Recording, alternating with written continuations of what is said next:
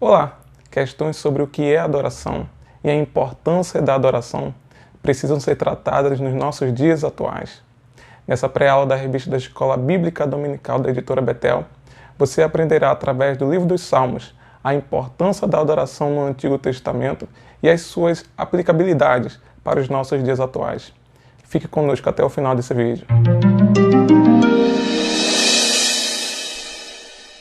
Seja bem-vindo ao Saber Cristão.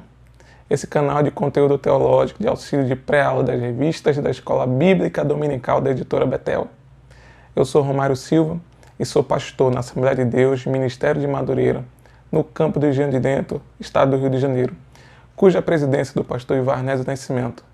Nosso desejo é que você possa estar sendo ricamente abençoado com o conteúdo teológico e das pré-aulas que aqui estão sendo ministradas.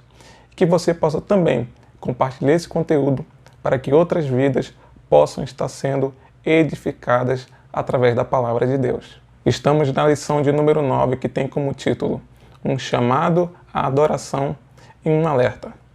O texto áureo diz assim: Ó, vinde, adoremos e prostemo-nos, ajoelhemos diante do Senhor que nos criou. Salmo 95, versículo de número 6. A verdade aplicada nos informa. A adoração envolve cântico, alegria, reverência, proclamação, mas também obediência. Os objetivos da lição são os seguintes: mostrar que o Salmo 95 é um convite à adoração, entender o que é a adoração verdadeira e alertar que é preciso estar atento à palavra de Deus. O texto de referência se encontra no Salmo 95, versículo de 1, 2, 3, 8, 9 e 10, que diz assim: Vinde, cantemos ao Senhor, cantemos com júbilo a rocha da nossa salvação.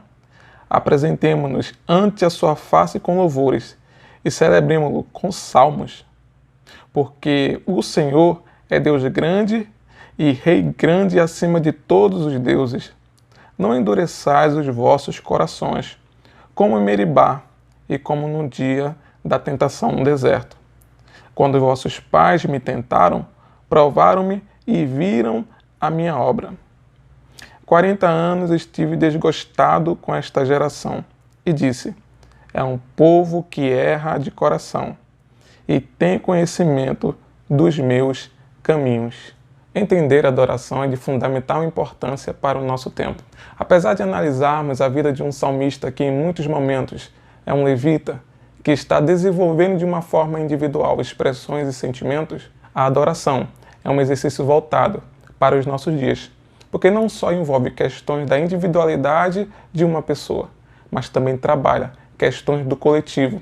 E isso nós podemos ver através do chamado e do convite do Salmo 95, versículo 1, que chama toda a congregação para louvar e engrandecer o nome do Senhor.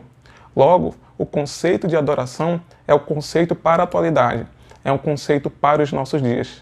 Esse convite geral que o salmista faz revela a importância de uma igreja unida, de uma congregação unida, para engrandecer e louvar o nome do Senhor. Além disso, nós podemos ver que todos os sentimentos aqui expressos no Salmo.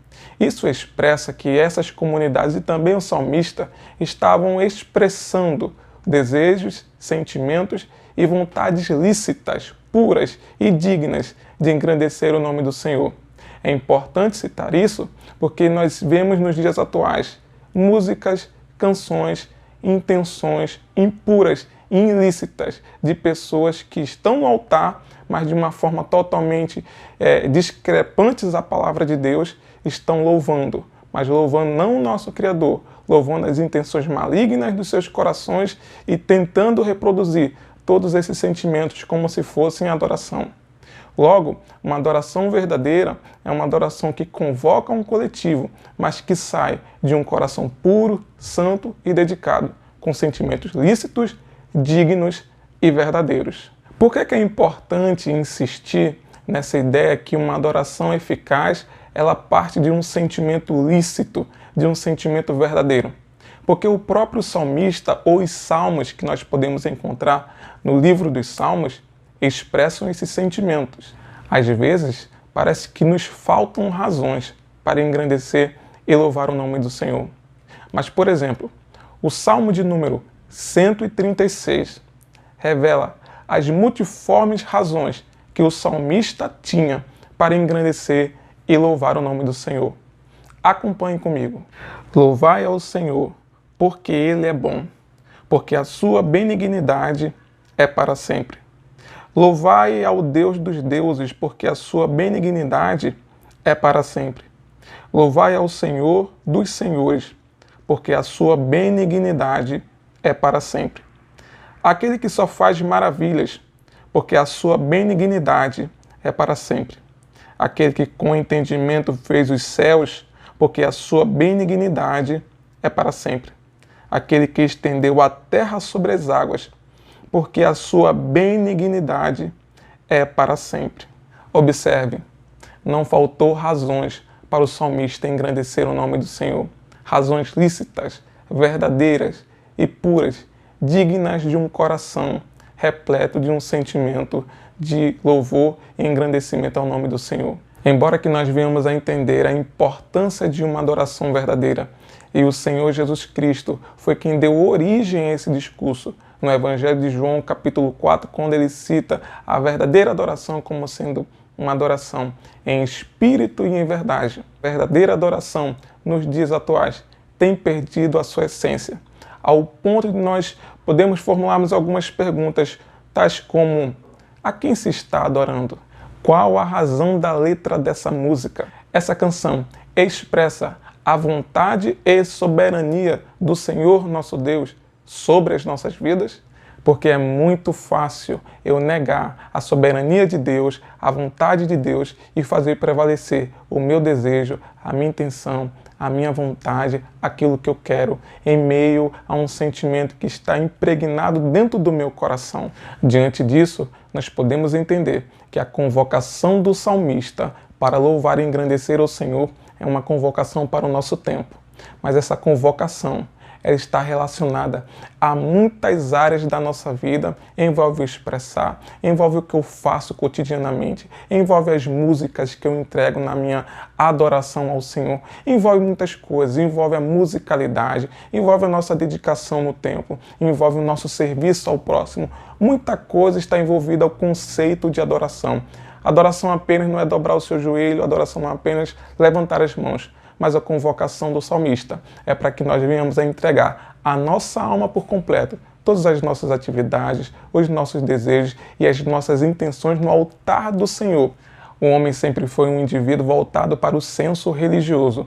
E através da história nós podemos ver esse homem se movendo e fazendo-se desenvolver fora de si estruturas e elementos que comprovassem o surgimento de várias divindades e de vários conceitos religiosos. Ou seja, sempre existiu o homem religioso através da história. Só que nos dias atuais, esse conceito tem tomado uma outra estrutura, uma outra relação.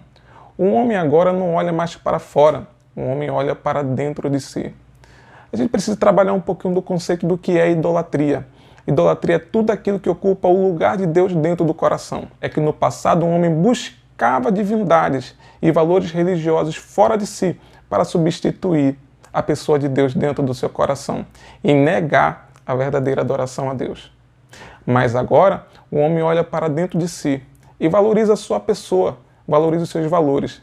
Existe um endeusamento humano nos dias atuais. E não é à toa que o Salmo 14, versículo 1 afirma: e diziam os nécios no seu coração, não há Deus.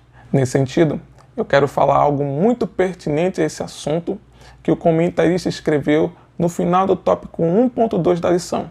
Ele diz o seguinte: engana-se quem pensa que idolatria está relacionado apenas a imagens.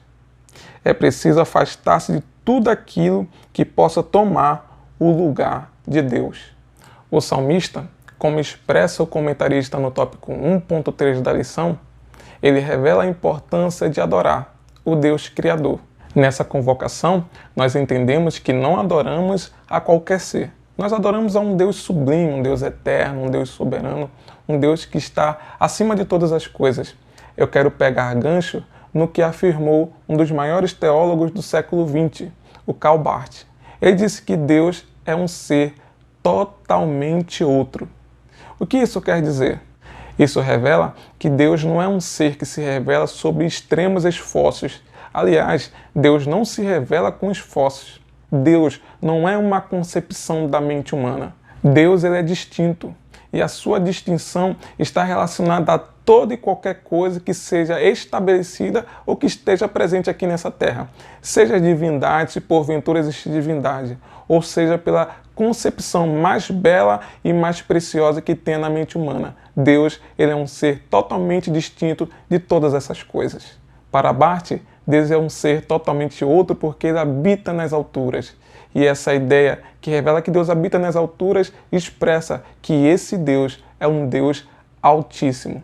Deus ele não só habita nas alturas, mas ele se inclinou para corresponder os anseios e os desejos humanos. Não foi o homem que tentou alcançar a Deus, mas foi Deus, através do seu Filho, revelando assim a sua grandiosidade, que se inclinou para todos os pecadores aqui na face da terra. No tópico 2 da lição, o comentarista tenta desenvolver alguns conceitos relacionados à adoração. Mas antes disso, deixa eu fazer algumas perguntas para você. O que é adoração? Será que a adoração é manter uma rotina de ir para a igreja? Será que a adoração faz parte daquele conceito de fazer 2 horas de culto para Deus em nossos templos? Será que a adoração é levantar as mãos? Não. Tudo isso se revela formas de uma religiosidade. Em outro sentido, faz parte de um rito que nós seguimos. Mas isso não é adoração. A adoração não se limita a isso. A palavra adoração no hebraico significa avodá. E essa palavra se deriva de outras 2 palavras no hebraico. São elas: evet, que significa servir, e eved, que significa servo. Logo, você entende que o verdadeiro significado de uma adoração não está em apenas levantar as mãos, está em servir a Deus. A adoração está relacionada ao serviço, à dedicação e ao ministério de se trabalhar e de se fazer a obra do Senhor. O adorador é aquele que serve, mas não só serve a Deus, serve a causa dos oprimidos, serve aquele que está sofrendo, serve a igreja, serve em amor, serve com graça, serve com misericórdia. E em tudo aquilo que o servo de Deus faz, ele faz com dedicação, como se estivesse fazendo para o Senhor. É por isso que o salmista, no Salmo de número 100, versículo de número 2, diz: servi ao Senhor com alegria e apresentai-vos a Ele com canto. Veja como esse conceito é muito importante, porque a própria Bíblia ela vem reforçar esse entendimento. E a própria perspectiva cultural judaica fortalece esse entendimento de como se deve louvar e adorar o nome do Senhor. Jesus, quando se expressou do verdadeiro significado de uma adoração, ele veio quebrando alguns paradigmas, como eu falei em João capítulo 4.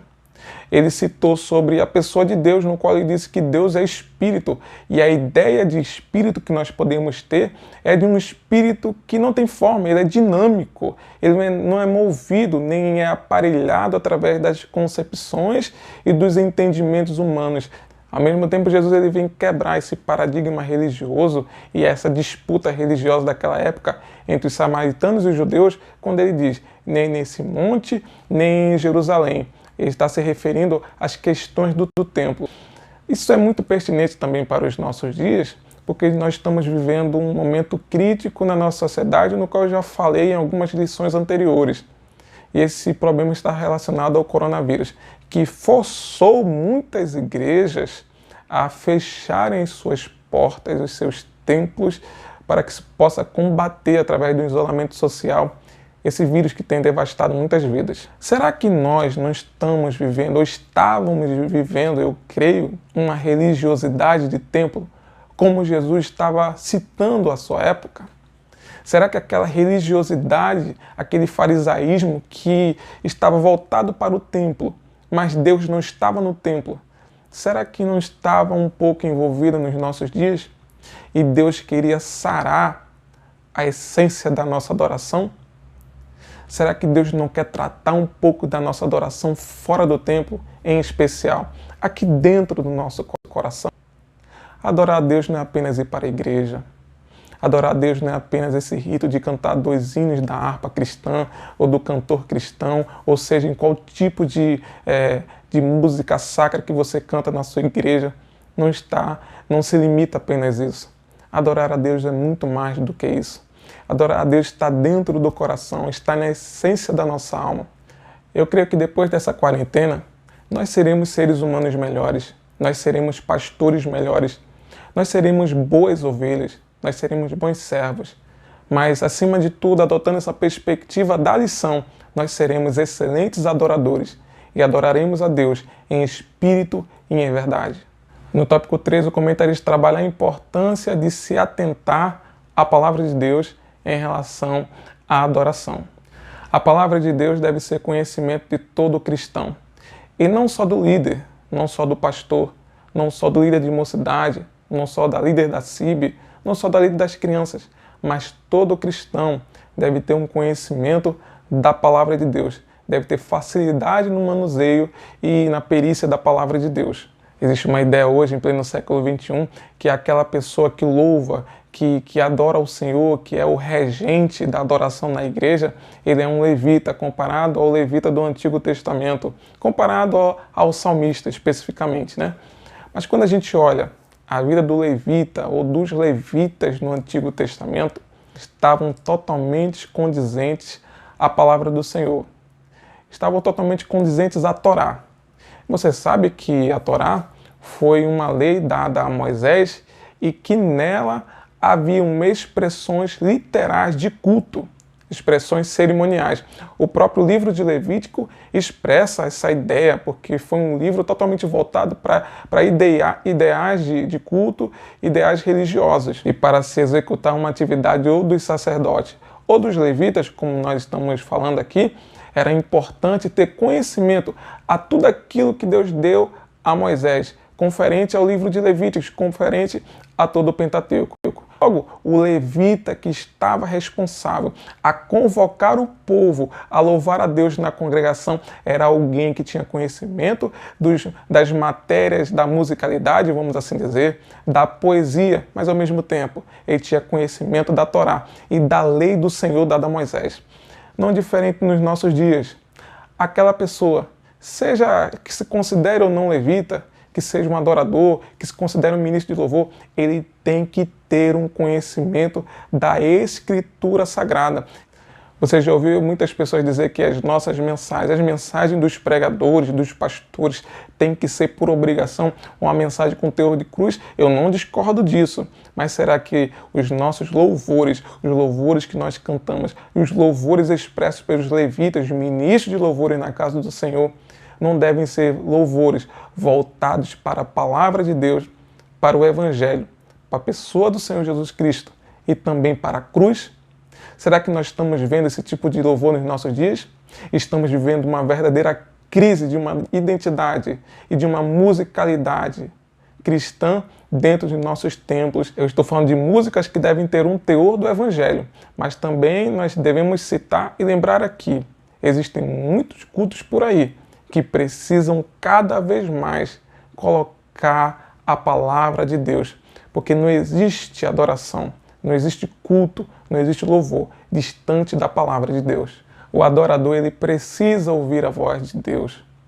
Até porque o culto, a adoração, não é um monólogo, onde somente eu falo, onde só eu penso, onde só eu me expresso, onde só eu coloco para fora as minhas emoções.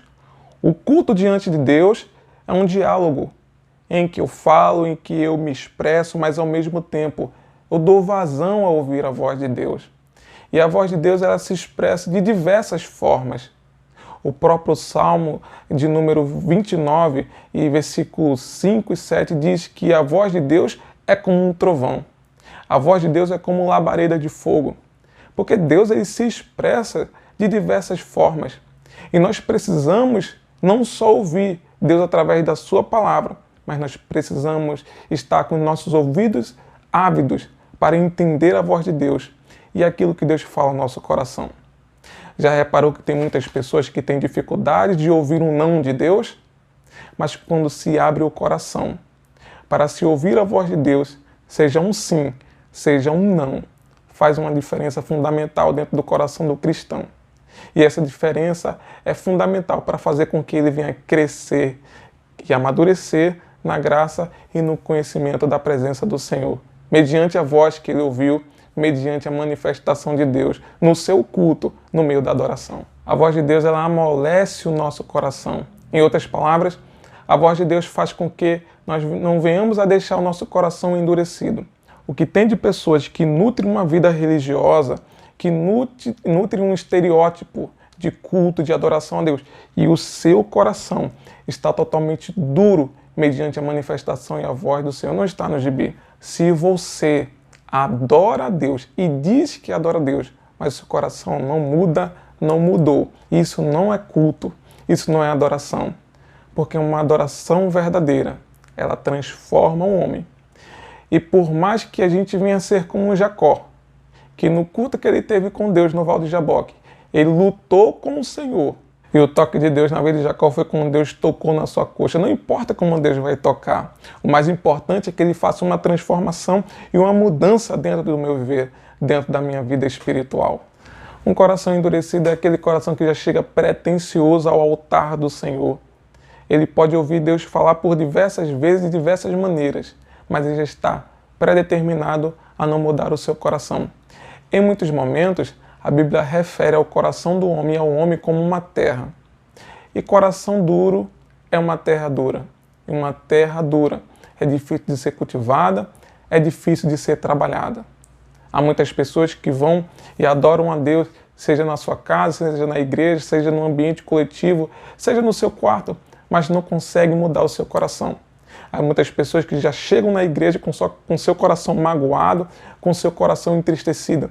Muitas pessoas estão adorando a Deus com sentimento de raiva, de rancor, com sentimento de vingança e não está sentindo a mudança em suas vidas. É porque estão com o coração endurecido. O coração de Caim não era um coração endurecido depois que matou seu irmão, mas ele é um coração endurecido antes mesmo de matar o seu irmão. Porque parece que ele já foi para o altar predisposto a não aceitar qualquer contrariedade. Deixa Deus trabalhar na sua vida, deixa Deus transformar o teu viver, deixa Ele transformar o teu coração. E quando Ele transformar o teu coração, através da sua palavra e através da voz dEle, seja o que Ele disser para você, você oferecerá a Deus a verdadeira adoração. E esse culto não será mais um monólogo, mas será um diálogo no qual você expressa e Deus responde. Você pede e Deus fala. Você clama e Deus atende. Porque uma adoração verdadeira é aquela adoração pelo qual o Filho participa e o Pai corresponde. Eu quero agradecer a você por essa atenção, por ter participado conosco dessa aula e que você possa se inscrever nesse canal e possa também compartilhar o nosso conteúdo para que vidas possam estar sendo ricamente abençoadas. Que Deus te abençoe em nome do Senhor Jesus Cristo.